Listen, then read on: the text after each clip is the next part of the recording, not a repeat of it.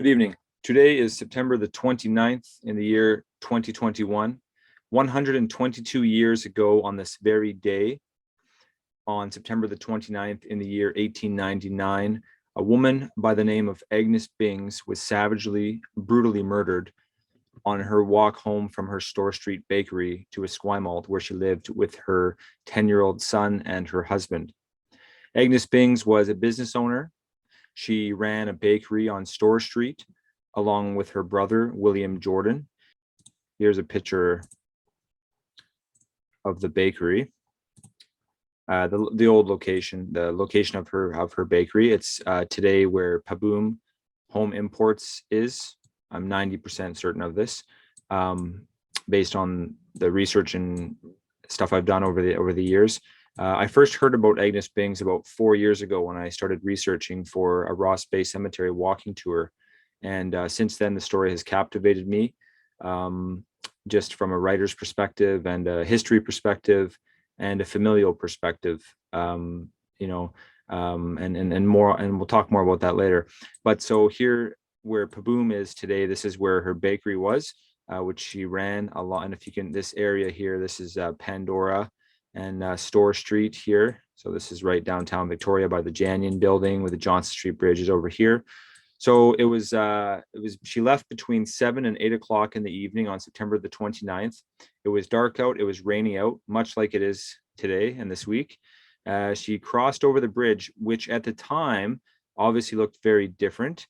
The bridge looked, so this is sort of what the area looked like prior to 1888. So the bridge that she would have crossed over would have been this bridge here. So this was sort of the first incarnation of the sort of the swinging, the whatever the proper term is, the bridge that allows ships to pass through and boats to pass through.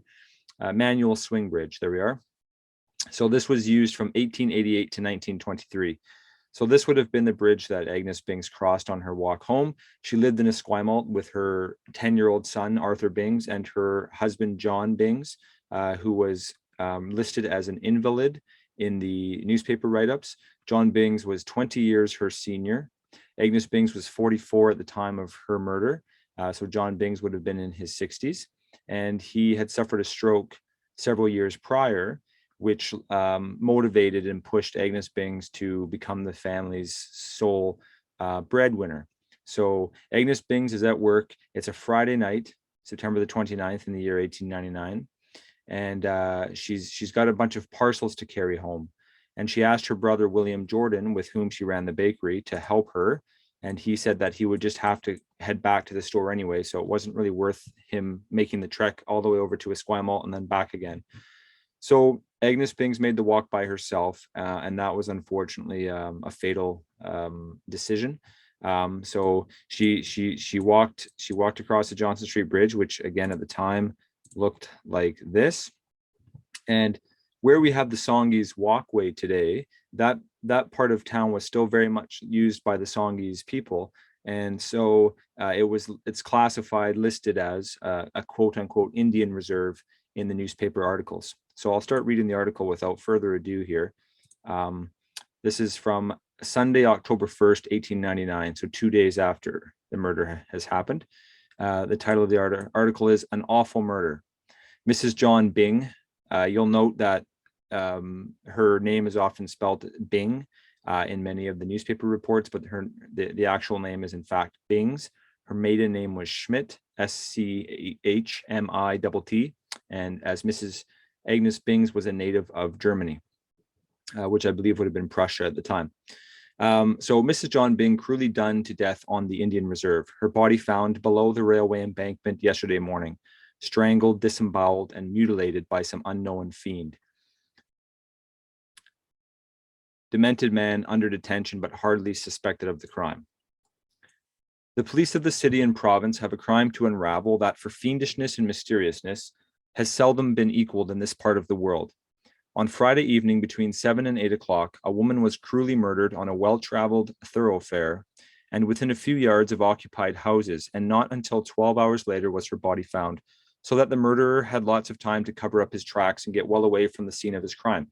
The victim of this terrible murder, the details of which are too revolting for publication, was Mrs. John Bings, a hardworking, industrious, and eminently respectable woman who, with her brother, William Jordan, conducted a bakery on Store Street to support her invalid husband and 8-year-old son. He's actually listed as 10 years old in a follow-up article. Mrs. Bings left the store sometime between 7 and 8 o'clock on Friday evening for her residence on Russell Street, Victoria West. The shortest way to reach her home was across the railway bridge and trestle along the track to Russell Street Station. Okay, so I have a picture here of Russell Street Station as it would have looked at approximately the time that Agnes Bings was alive and lived there with her family. So the railroad tracks are still there today, as you'll notice. So this would be a Esquimalt Road and then Russell off to the side. And there was a train station there. It was interurban, intra-urban, municipal train service. And this was part of the E&N, Esquimalt and Nanaimo Railway Network. And John Bings had worked for the E&N Railway, which is what leads me to believe is the reason they lived close to the station, but I'm speculating. He had to leave his job in 1896, and perhaps that was due to his stroke. He had suffered a stroke, so that's why he was invalid. So this is where she was walking home to. So it's not a far walk. It's a bit of a distance from Store Street. I mean, maybe the average walker could do that in about 25-30 minutes. So she was walking home and met her end near the split at Esquimalt and Paille Road. The shortest way to reach her home, it is a walk that few women would care to take at night, but Mrs. Bings was used to it, and besides being a great lover of her home, which she managed to keep in perfect order despite her long hours at the store, she took this short and more lonely route in preference to the longer and more frequently traveled one. She had got well over the trestle and was approaching the rock cut, the worst part of the walk, when she met the fiend who so cruelly took her life. At least it was here her body was found at 9 o'clock yesterday morning, so that would have been the Saturday morning following, by Constable R.H. Walker. Her friends, worried over her absence from home, having called in the service of the police. The body was at the bottom of the railway embankment, about 10 feet below the rails and against a fence and telegraph pole. There was not a stitch of clothing on it, and her hair was disheveled, showing that she had made a desperate fight for her life. Death had been caused by strangulation, the marks of the fiend's fingers and a rope or strap that had been wound round her neck being plainly shown. There were deep furrows on both sides of her neck, extending from the back of the ears and meeting over the windpipe, and in these her hair was tightly pressed, showing that it had fallen in the struggle she made to save herself before the strap or rope was applied. Not satisfied with taking a defenseless woman's life, the maniac, for such he must have been at the time at least, proceeded to mutilate the body of his victim. Whether he used a knife or simply his hand, Dr. Fraser, who conducted the post-mortem, was unable to state yesterday. At any rate, he left the body in a fearful state, it being disemboweled and the intestines mutilated. Robbery may have been the motive, as 2 rings which Mrs. Bing wore were missing, and her purse, in which she is supposed to have had $6 or $7, was found this morning near the E&N Railway Company's Store Street station. The money had been taken. How insulting to think of the fact that this person perhaps had walked back the very route that she had came and ended up depositing her purse pretty much where her bakery was. The money had been taken out and the purse thrown to one side. One of the many theories is that the perpetrator of the crime intended at first to simply rob Mrs. Bings, and meeting with a stout resistance became maddened and murdered and mutilated her as described above. The murder, however, is so similar to the hundreds of inexplainable ones where women were the victims that the police inclined to the view that it was the work of a man with an unbalanced mind. There are a number of such individuals in Victoria at present who should certainly be placed where they could be watched, but who still are not fit cases for the asylum. It was only a few weeks ago, at the time of a tragedy that looked for a while like a murder of the character of the one committed on Friday night, that a gentleman remarked that one of these men might at any time commit such a crime, and expressed the opinion that some place should be provided to keep them out of harm's way. There were some who were inclined to blame the quote-unquote Indians for the death of Mrs. Bing, the place where the murder was committed being on the reserve. But there is no reason for this. Indians seldom or never commit murder without provocation, and when they do not mutilate the bodies in the way Mrs. Bings was. This is the writing at the time, of course. The city detectives and police and Superintendent Hussey of the provincial police have been steadily at work on the case since the body was found, but they had little to go on beyond the fact that the murderer came to the city, the evidence of this being the finding of the empty purse near the railway station. No murderer was ever found.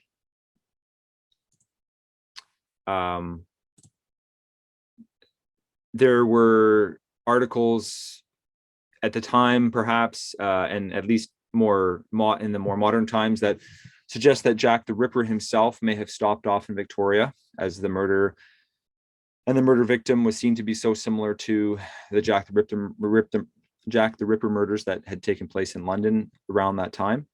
One of the more notable clues, as it were, is that there was a young woman by the name of Annie Duncan who worked at Spencer's department store in downtown Victoria, and she was walking home the night before.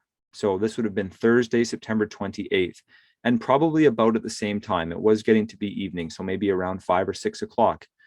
And there was a man who approached her at that very spot who said, "Are you not afraid of the dark?" And this creeped her out right away, and she was able to flag down 2 passing workmen who ran over to her, and this guy disappeared really quickly. So my money is on this is probably the person who committed the crime.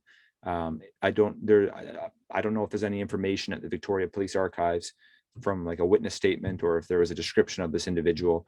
The most that I've seen in the newspaper articles is that he was, quote unquote, a rough looking man. So yeah, so this murder to this day remains unsolved.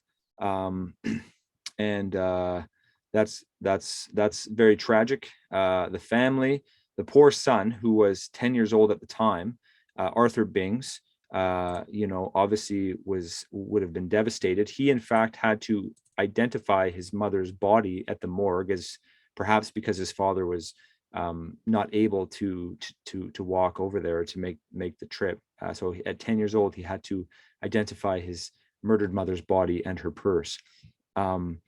Victoria at the time looked like this. So it was still what you might call a frontier town. I mean, having only been established in 1843, this is 1899, so it's only about 60 years old as a city, less than 60 years old. So remarkable what the city grew to in that time.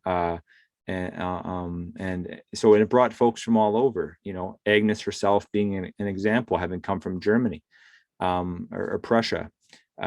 So she met and married John Bings. They had a child. She was running a bakery, living in Victoria, and cruelly murdered. I have a picture, some pictures here related to Arthur Bings. So because for me, well, first of all, I have a couple of pictures here.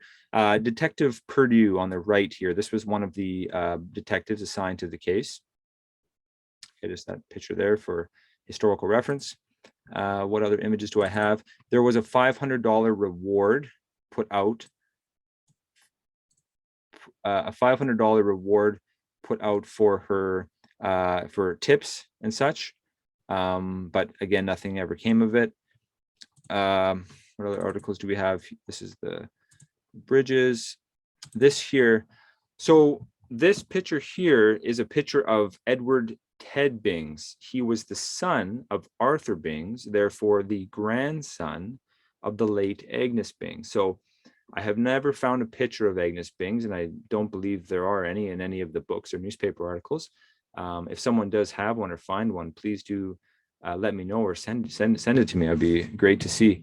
But by looking at her grandson, I'd like to think we sort of get a feel, like some sort of connection to her, what she might have looked like, maybe the eyes or the nose or the eyebrows, I don't know, or the smile. So this was Edward Ted Bings, and he lived from 1929 to 2016. And he grew up in part of my pronunciation. And please, if you're from this part of the island, let me know the proper pronunciation, but Quequot. It's on the northwestern part of Vancouver Island. very remote.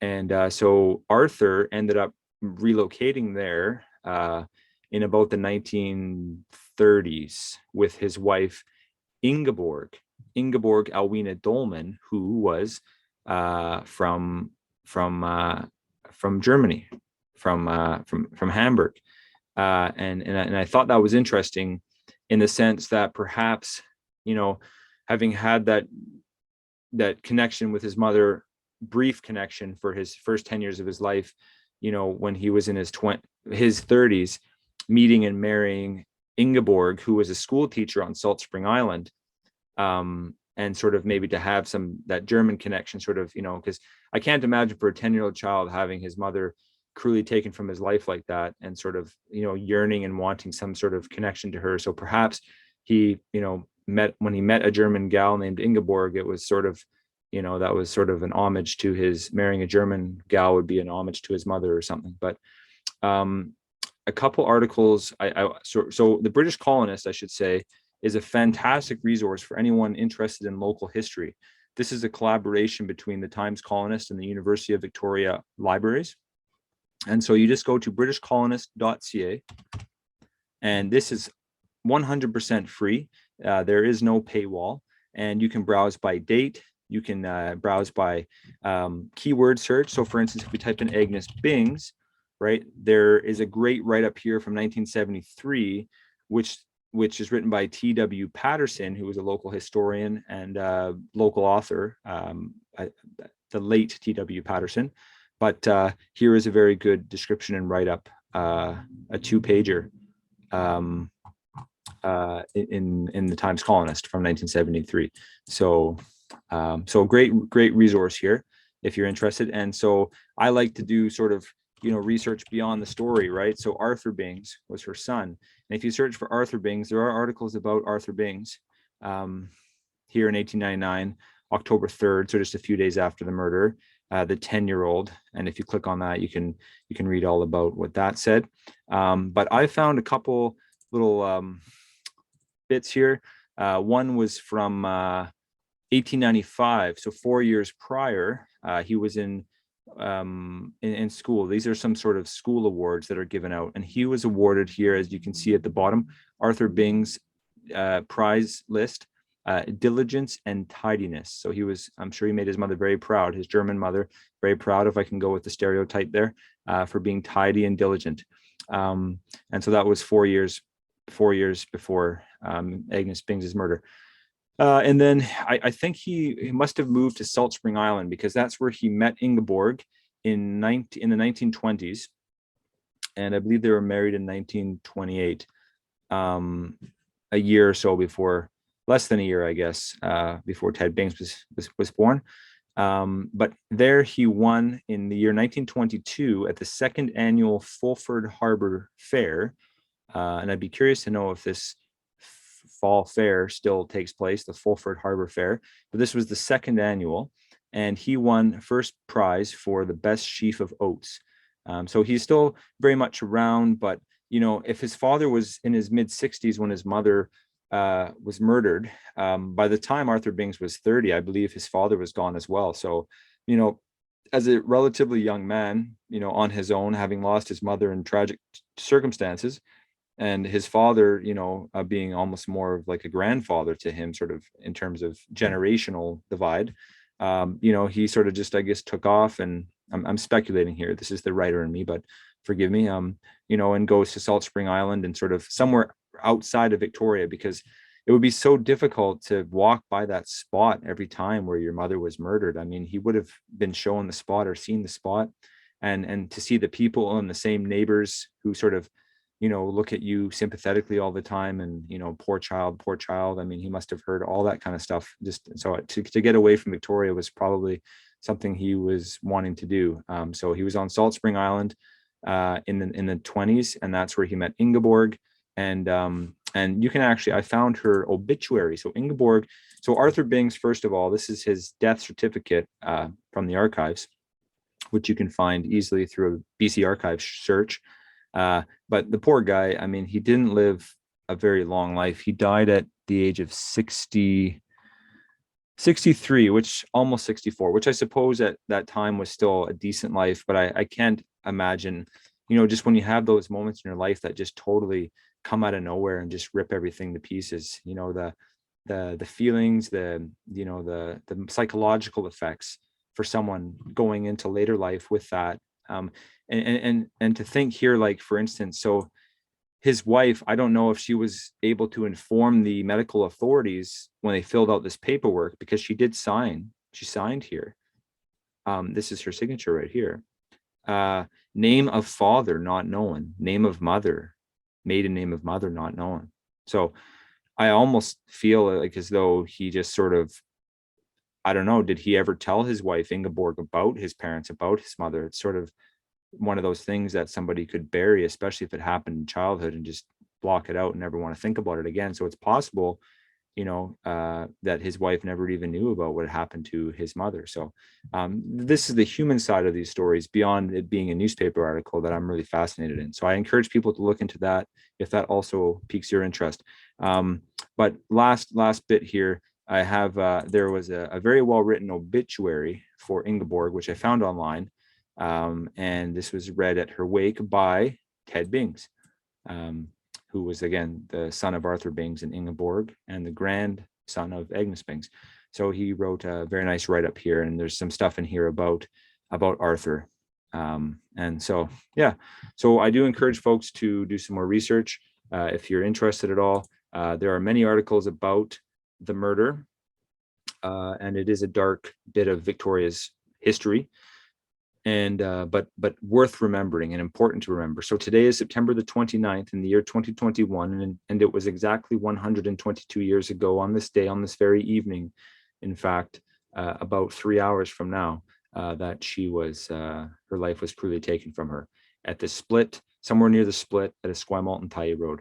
And so I have a video following this right away. I made a trip to Ross Bay Cemetery today to help direct folks to her grave marker if you would like to visit her yourself and see for yourself.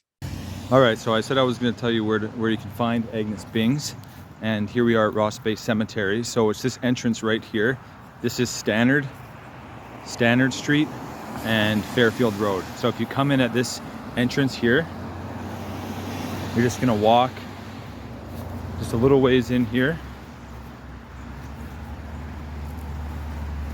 And she's right over here.